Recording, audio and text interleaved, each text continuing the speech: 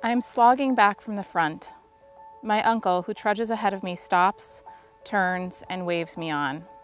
It's raining. Mud sucks our boots. Dawn will find me in another country, another time. My uncle will return to the front. These lines from poet Robert Collen, the nephew of Private Oscar Bernard Collen, in his memorial poem Spring, 1918-1995, prove to us the lasting effects of war. Now, 100 years after Oscar's death, we stand at his grave, recite Robert's lines, and feel the sense of loss their family experienced.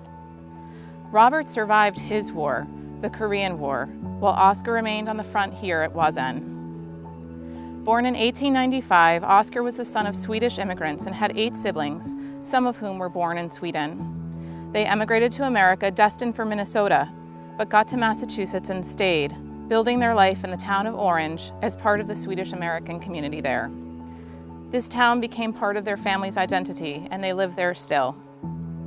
In another poem, The Town and the River, Oscar's nephew Robert featured the Miller's River that runs through the center of Orange, describing the way it sweeps into the town with its burden of sky, clouds, sun, moon, stars, birch trees, factory buildings, fire station, and neon Michelob sign. Disappears under the bridge, emerges again, gathered and concentrated as it approaches the dam, and then leaps, sparkling, into the imagination, where years later the observer can hear the thunder of roiled water. The river, its power undiminished, flows through dreams, daydreams, and memories until it finds its way to the ultimate sea. All 3 of us, Oscar, Robert, and I, share memories of this place. It is our hometown. I know the river, the fire station, and the bridge. The factory buildings, still there though in disrepair, are the very ones in which Oscar toiled before he left for Europe, drafted into war. Oscar came from a long tradition of military service, but during World War I, this family tradition was complicated. Many Americans doubted the loyalty of Swedish immigrants, and though Oscar's parents had come to the US, other parts of the family had emigrated to Germany.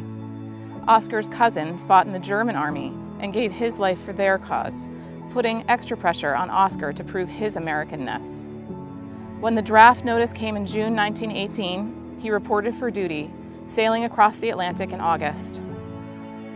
Part of the 29th Division, 112th Field Artillery Regiment, Oscar served in Battery A and worked with heavy artillery. In October, during the second major wave of the influenza pandemic of 1918, Oscar fell ill and succumbed to pneumonia in the field hospital. There was little glory in his death. There would be no commendations, nor headlines, but his family had lost their son and their brother. And Bob Collen had lost the opportunity to ever meet his uncle, though Oscar would always be an imposing figure in his life and in his poetry. Oscar's name is engraved on the Peace Memorial in the center of Orange, an imposing figure of its own, impossible to avoid as you drive through. It's right next to the river in our hardscrabble town, the river that housed the factories Oscar worked in, that flowed just a few blocks from his home, and that appears to us today exactly as it did to him then. Like the Miller's River, Oscar's memory endures, connecting us to one another still.